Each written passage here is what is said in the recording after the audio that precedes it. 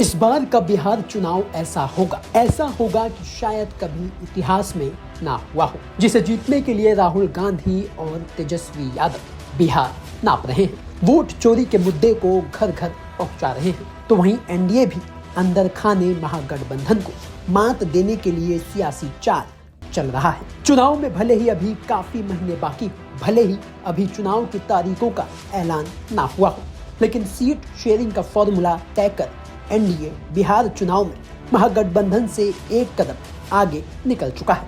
लेकिन एनडीए की seat sharing फॉर्मूले में भी कई पेच फंसे हैं, क्योंकि चिराग पासवान को जितनी सीटें दी गई, क्या वो खुश हैं या फिर अभी उनके पत्ते खुलने बाकी हैं? ये एक बड़ा सवाल है जिसका जवाब हम आपको इस वीडियो में देने की कोशिश करेंगे।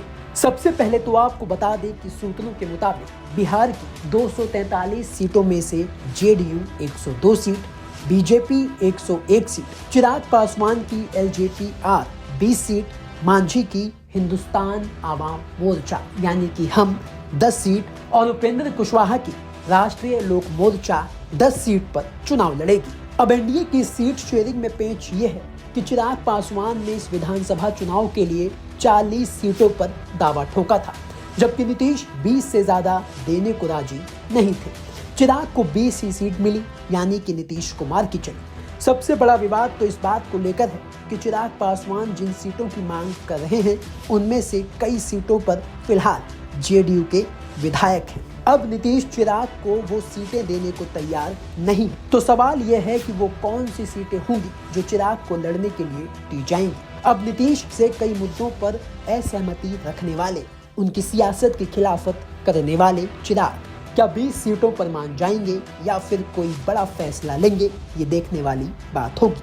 ऐसे ही जीतन राम मांझी ने भी 40 सीटों की मांग रखी थी, लेकिन उन्हें तो सिर्फ 10 सीटें ही दी जा सकती हैं। उन्हें लेकर भी पेच फंसा हुआ है कि उनका अगला कदम क्या होगा। इसके अलावा जेडीयू ये सुनिश्चित करना चाहता है कि उसे भाजपा से थोड़ी ज्यादा सीटें मिले, ताकि गठबंधन में बड़े भाई की भूमिका बनी रहे। तो वहीं आपको बता दें कि साल 2020 के विधानसभा चुनाव में बीजेपी 110 सीटों पर लड़ी थी, 74 सीटें जीती थी। तो वहीं जेडीयू 115 सीटों पर लड़ी थी और सिर्फ 43 सीटें ही जीत पाई थी, यानी कि जेडीयू का स्ट्राइक रेट पिछले चुनाव में काफी खराब था। हालांकि लोकसभा चुनाव 2024 में भाजपा ने 17 सीटों पर चुनाव लड़ा, तो वहीं जेडीयू ने 16 सीटों पर चुनाव लड़ा। लेकिन विधानसभा चुनाव में जेडीयू भाजपा से कम 3 से 5 सीटें ज्यादा लेकर सीनियर पार्टनर की छवि बनाए रखना चाहती है। हालांकि फिलहाल एनडीए की सीट शेयरिंग को लेकर आधिकारिक घोषणा अभी होना बाकी है। उम्मीद है कि एनडीए बहुत जल्द प्रेस कॉन्फ्रेंस कर सीटों का औपचारिक ऐलान कर देगा। इससे ये भी साफ होगा कि किस पार्टी को कौन सी विधानसभा सीटें मिलेंगी।